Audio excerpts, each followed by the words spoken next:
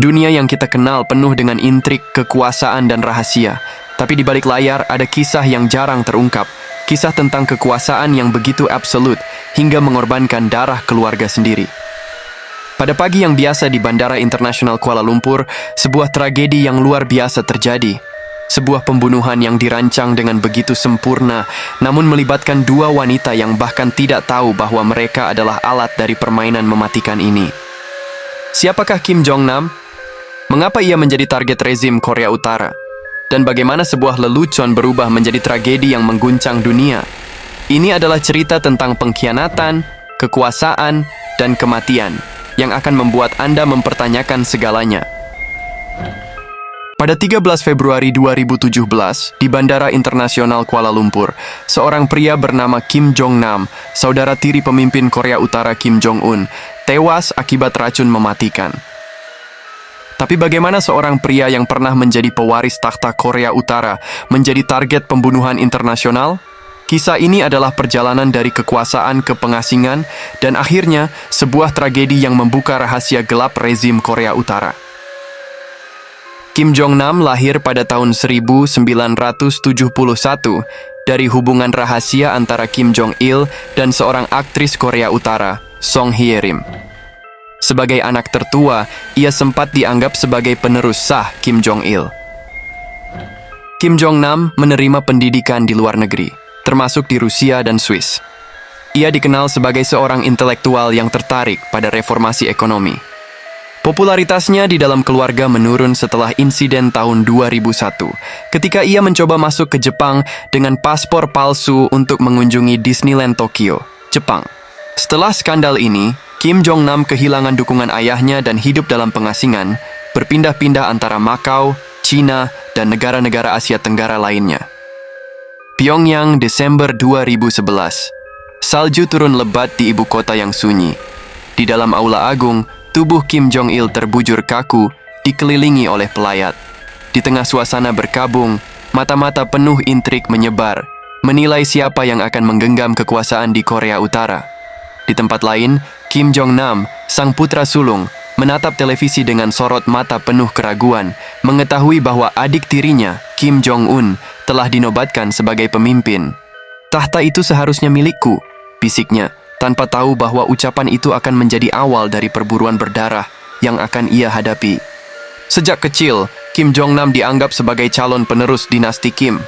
Namun, kegemarannya pada dunia luar dan skandal paspor palsu yang membawanya ke Disneyland Tokyo membuat ayahnya kecewa. Ia dijauhkan dari pusat kekuasaan, memilih hidup di pengasingan. Sementara itu, Kim Jong-un yang dididik secara militeristis, diam-diam mengasah cakar politiknya. Namun, ketika Kim Jong-un naik tahta, banyak pejabat lama masih menganggap Kim Jong-nam sebagai pewaris yang sah. Berita ini sampai ke telinga Kim Jong-un, yang mulai merasa cemas. Untuk memperkuat kekuasaannya, ia mengawasi setiap langkah kakaknya, yang kini tinggal di Makau, mengumpulkan informasi dan mengkritik kebijakan rezim secara terbuka. Kim Jong-nam mulai bekerja sama dengan agen intelijen asing. CIA dan Badan Intelijen Korea Selatan memberinya perlindungan dan menggunakan aksesnya untuk memahami lebih dalam rezim Pyongyang. Namun, Kim Jong-un semakin gelisah. Sebuah laporan dari agen rahasia mengungkap bahwa Kim Jong-nam dianggap memiliki potensi untuk memimpin kudeta dengan dukungan internasional. Rapat rahasia digelar di Pyongyang. Keputusan diambil, Kim Jong-nam harus disingkirkan. Kim Jong-un memberi perintah dingin kepada agen-agen rahasianya. Kim Jong-nam menyadari bahwa dirinya menjadi target. Dalam sebuah pesan kepada seorang teman kepercayaannya, ia berkata, "Aku sudah mati di mata mereka." Meski demikian, ia tetap berpindah-pindah dari Hong Kong ke Singapura, lalu ke Kuala Lumpur. Ia mulai menulis memoar rahasia tentang kebenaran di balik dinasti Kim, berharap suatu hari dunia akan mengetahui kisahnya. Di Kuala Lumpur, ia hidup dengan identitas palsu, namun lingkaran pengkhianatan semakin sempit.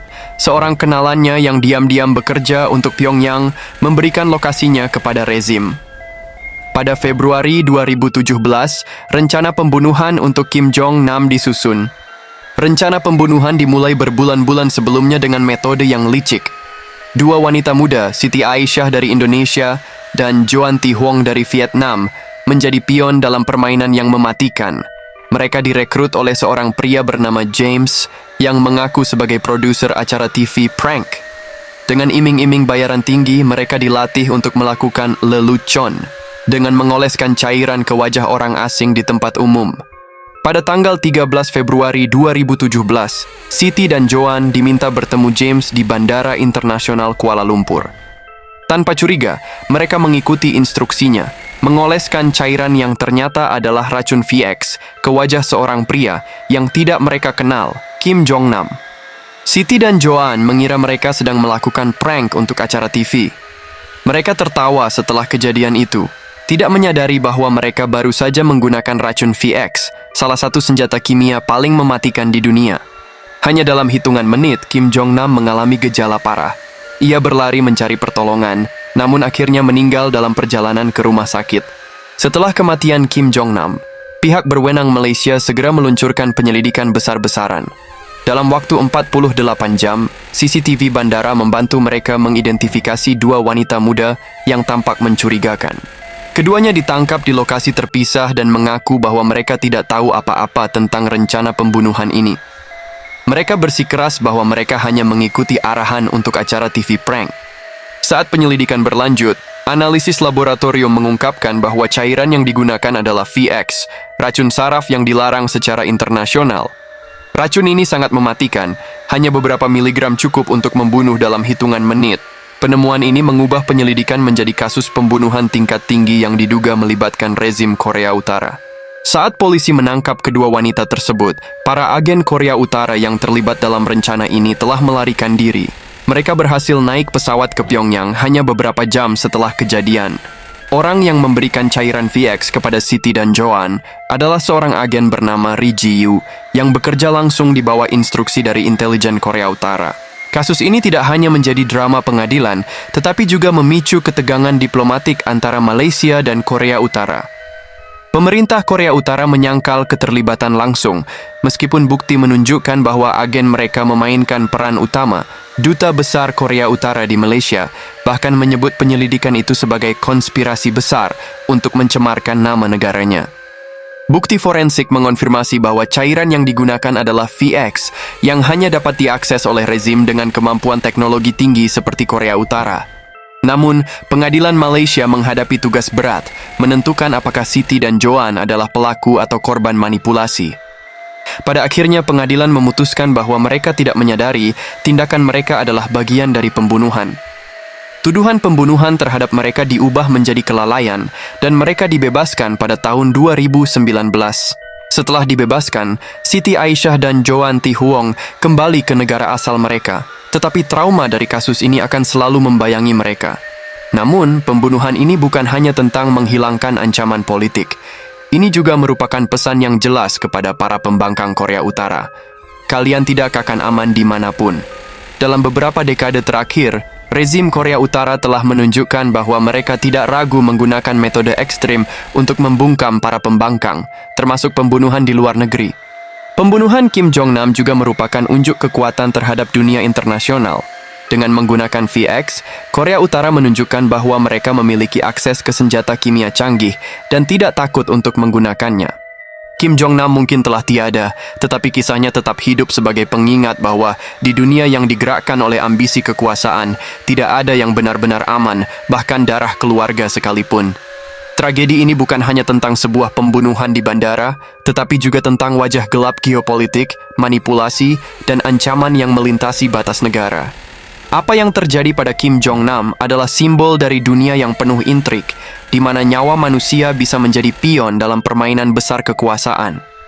Sebuah lelucon mematikan yang membuka tabir kelam rezim Korea Utara dan meninggalkan jejak mendalam di panggung internasional. Terima kasih telah menyaksikan cerita ini bersama kami. Jangan lupa untuk berbagi pendapat Anda di kolom komentar. Apakah Anda percaya bahwa dunia seperti ini bisa berubah? Atau apakah ini adalah takdir yang tidak bisa dihindari? Like, share, dan subscribe untuk terus menggali kisah-kisah lain yang akan membuka mata dan pikiran Anda tentang rahasia dunia ini. Sampai jumpa di episode berikutnya.